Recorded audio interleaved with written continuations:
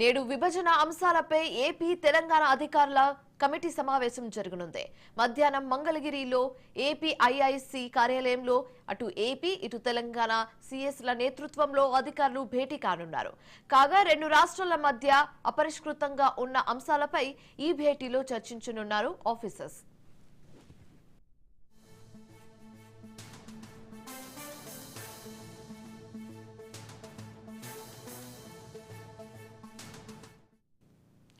నేడు విభజన అంశాలపై ఏపీ తెలంగాణ అధికారుల కమిటీ సమావేశం జరగనుంది.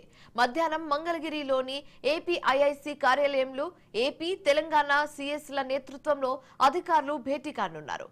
అయితే రెండు రాష్ట్రాల మధ్య అపరిష్కృతంగా ఉన్న అంశాలపై ఈ భేటీలో చర్చించనున్నారు.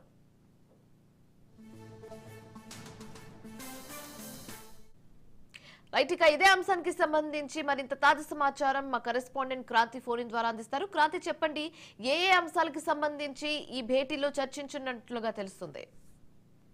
Good morning Shivani. AP Telangana రాష్ట్రాల ప్రభుత్వ ప్రధాన కార్యదర్శులు ఈ రోజు సమావేశం కానున్నారు. మంగళగిరిలో ఉన్న ఏపీఐసి కార్యాలయంలో ఈ సమావేశం జరగనుంది. అయితే దీనికి సంబంధించి తెలంగాణ సీఎస్ తన కొంతమంది కీలకమైన శాఖల అధికారులతో కలిసి ఈ రోజు విజయవాడ రానున్నారు. వారితో పాటు ఏపీ సీఎస్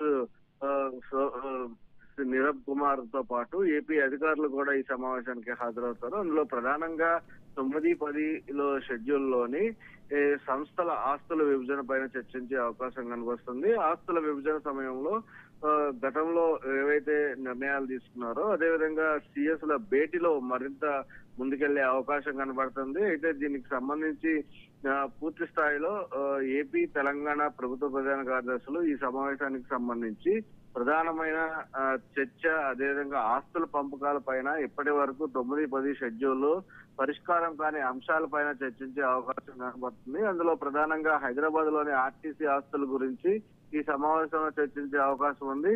ఏపీలో ఆర్టీసీకి సంబంధించి ప్రభుత్వం విలీనం చేసిన పరిస్థితి ఉంది. అయితే ఉమ్మడి రాష్ట్రంలో ఉన్న ఆర్టీసీ ఆస్తుల్లో కార్మికుల ఆసుపత్రి కావచ్చు, కళ్యాణ మండపంతో సహా ఇతర భవనాల పంపకాల మీద చర్చించే అవకాశం ఉంది. అదేవిధంగా పరిష్కారం కాని సమస్యగా మిగిలిపోయిన విద్యుత్ ఉద్యోగుల అంశం పైన కూడా ఇద్దరు సీఎస్లు చర్చించే అవకాశం ఉంది. దీనిపైన కమిటీ వేసినప్పటికీ కూడా ఇప్పటికీ రెండు రాష్ట్రాలకు చెందిన ఉద్యోగులు ఇబ్బందులు పడుతూనే ఉన్నారు. ఈ అంశం పైన కూడా ఈ సమావేశంలో చర్చించే అవకాశం అయితే అధికారులు ఉంది.